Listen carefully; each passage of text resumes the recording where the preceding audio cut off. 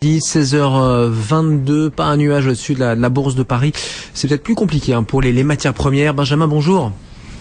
Bonjour Sébastien. Associé gérant de Prime Finance, effectivement, l'once d'or vient de repasser sous les 1600 $. On reste sous pression sur le Brent à Londres, qui nous intéresse naturellement, 95 $, alors que va démarrer la driving season aux États-Unis. À noter donc qu'on est comme ça, on se regarde, on prend des paris et du coup on se demande ce que va faire la Fed ce soir. Va-t-elle sortir à nouveau son artillerie ou nous dire qu'elle est là au cas où?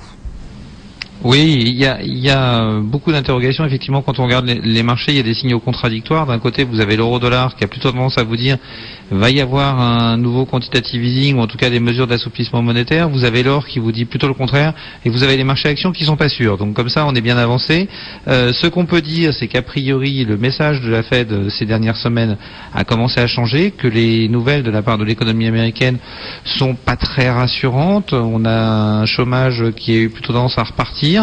En même temps, on a des matières premières qui ont déjà pas mal corrigé, donc on a une marge de manœuvre du côté de l'inflation. Donc le cas le plus probable, c'est que on ait peut-être une prolongation du plan d'opération Twist qui avait été mis en place par la Fed et que la Fed nous annonce qu'elle se tient prête pour agir au cas où la situation le nécessiterait.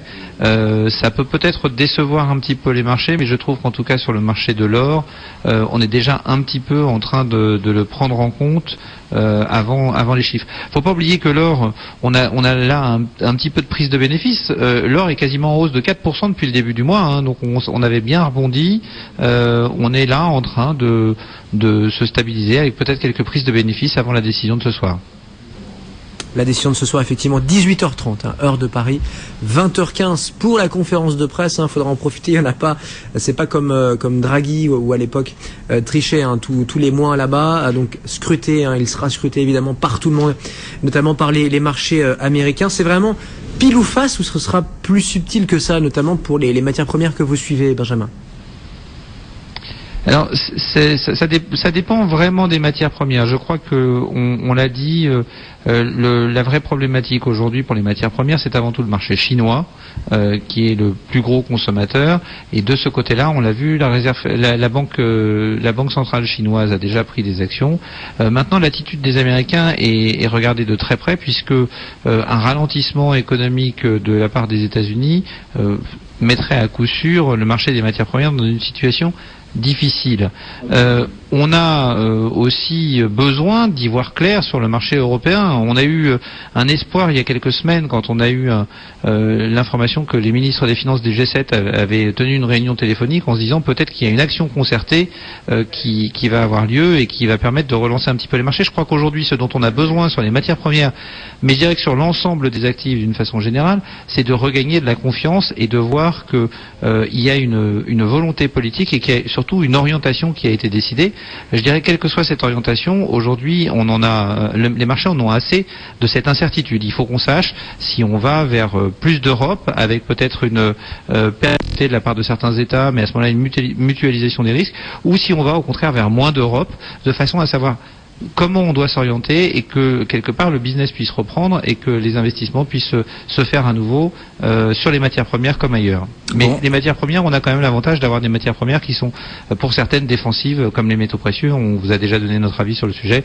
On reste très positif sur ce marché. Et dans l'hypothèse de plus d'Europe, Benjamin, on imagine que la Grèce reste un test important. Nouveau gouvernement formé cet après-midi, un gouvernement qui livrera sa grande bataille, disait tout à l'heure Evangelos Venizelos, le leader socialiste, qui livrera sa grande bataille au prochain sommet européen pour assouplir la rigueur. Ce sera un nouveau test là pour la solidarité européenne, on imagine. Oui, c'est un nouveau test, même si pour moi le débat ne se situe pas tellement au niveau de la Grèce, qui est un dossier peut-être un petit peu à part dans l'Europe, étant donné notamment le faible poids de la Grèce dans le PIB européen, pour parler clair. La vraie question est encore une fois une question de volonté politique. Est-ce que l'on veut continuer à faire l'Europe pour savoir en réalité qu'est-ce qui va se passer sur le dossier espagnol et éventuellement sur le dossier italien. Aujourd'hui, le vrai problème de l'Europe, c'est le dossier espagnol avec des taux d'intérêt à 10 ans qui sont proches des 7%, qui est la zone qui devient vraiment difficile à soutenir dans le long terme. Donc la vraie question, c'est plus de savoir si on veut continuer à faire de l'Europe. On a l'impression aujourd'hui qu'en fait, on se donne du temps pour que toutes les opinions publiques puissent accepter différents phénomènes. En Allemagne, peut-être le phénomène qu'il va falloir payer pour les autres pays européens si on veut plus d'Europe, et dans les autres pays, le fait qu'il va falloir accepter de perdre un peu de sa souveraineté si on veut pouvoir continuer dans cette Europe et avoir de l'aide de la part de l'État allemand et peut-être un petit peu de l'État français. Donc on achète du temps pour pouvoir faire passer ce message-là, et la vraie question, c'est de savoir si les politiques relaient ce message-là, auquel cas, comme on le pense, l'Europe devrait continuer et donc on pourrait repartir de l'avant, parce que c'est la confiance qui va compter, ou alors si il faut se préparer au pire, puisque en cas de sortie de l'Europe et d'absence de volonté politique sur le dossier espagnol, on pourrait effectivement voir l'Union européenne exploser avec des conséquences incalculables aujourd'hui. Merci beaucoup Benjamin Louvet en direct de